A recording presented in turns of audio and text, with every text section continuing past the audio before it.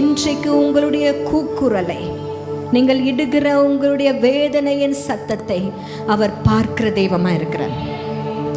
அடிமைத்தனத்துல நீங்கள் இருக்கிற இந்த சத்தத்தை அவர் கேட்கிற தெய்வமா இருக்கிறார். எல்லாவற்றுக்கும் மேல அவரை போல நம்மளை அறிந்து கொள்ள இந்த உலகத்துல யாருமே கிடையாது. ஆமென்.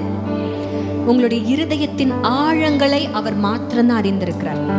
இனிமே யார்கிட்டயும் போய், முக்கியமா உங்க ஹஸ்பண்ட்ஸ் கிட்ட போய், இல்ல ஹஸ்பண்ட்ஸ் எல்லாம் உங்க ஒய்ஃப் கிட்ட போய் என்ன நீ புரிஞ்சிக்கவே மாட்டியா அப்படின்லாம் சண்டை போடாதீங்க. புரிஞ்சிக்க மாட்டாங்க, புரிஞ்சிக்க முடியாது. முடியாத ஒரு விஷயத்தை ஏன் ஃபோர்ஸ் பண்ணணும்? 139ஆம் சங்கீதத்துல, கர்த்தாவே நீர் என்னை ஆராய்ந்து அறிந்திருக்கிறீர், என் நினைவுகளை தூரத்திலிருந்து அறிவீர். என்னுடைய வழிகள் எல்லாம் உமக்கு தெரியும். என் உட்கார்றத, எழுந்திருக்கிறத, படுத்திருக்கிறத, நான் வானத்துக்கு ஏறினாலும் அங்கே இருக்கீங்க, பாதாளத்துல படுக்கை போட்டாலும் அங்க இருக்கீங்க.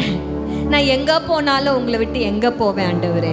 யாரும் என்ன புரிஞ்சுக்க மாட்டேன்றாங்க, யாரும் என்ன விசாரிக்க மாட்டேன்றாங்க, யாரும் நான் பேசுறத கேட்க மாட்டேங்கிறாங்க, என் கஷ்டத்தை யாரும் பார்க்க மாட்டேங்கிறாங்கன்னா யாரும் பார்க்கவோ கேட்கவோ புரிஞ்சுக்கவோ மாட்டாங்க.